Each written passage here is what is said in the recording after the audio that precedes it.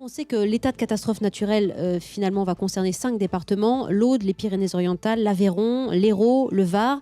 Cette garantie permet donc aux sinistrés de voir étendu leur droit à l'indemnisation. En ce sens, c'est une bonne nouvelle. Oui, ça facilite les choses, c'est-à-dire qu'il n'y avait pas de doute dans l'esprit des assureurs que, vu l'intensité anormale des événements, il y aurait l'état de catastrophe naturelle qui serait, proclamé, qui serait décrété par le gouvernement.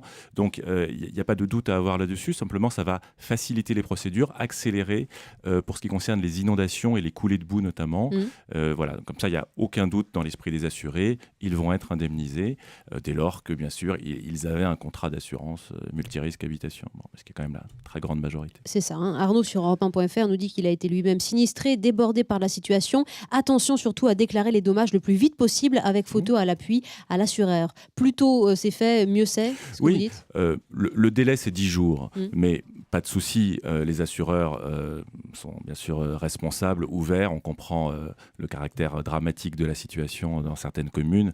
Donc, que les assurés n'aient aucun souci, que les sinistrés n'aient aucun souci.